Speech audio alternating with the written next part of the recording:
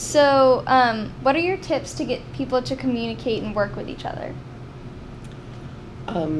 Again, if you find people's strengths and you build up their strengths as opposed to yelling at them about their weaknesses, then they gain self-confidence. And it's more, I actually don't know. In this company, it's pretty miraculous.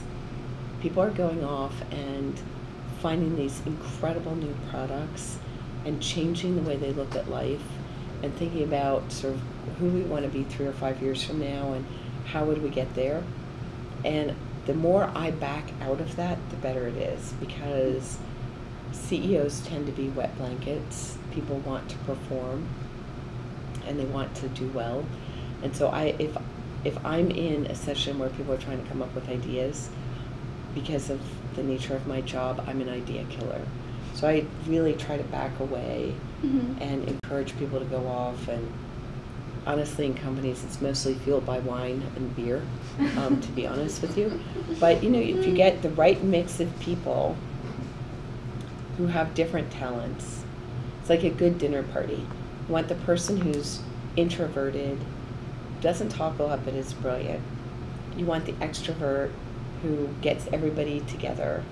You want just a mix of people who complement each other. And if you can get the right mix of people, they go off and they have a few glasses of wine and they really create magic. I mean, our company is a completely different company than it was 6 years ago.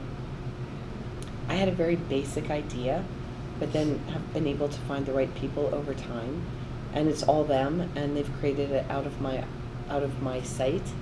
And when I get to see it, it's magic. It's a miracle that we are where we are. I can't tell you, it's the most exhilarating thing, and I have absolutely no idea how it happened.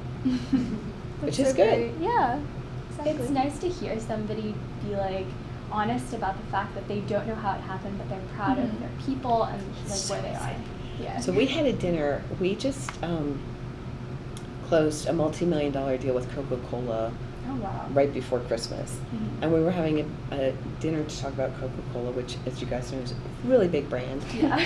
And the team was talking about closing Procter & Gamble and AT&T and Comcast and Warner Brothers and BMW.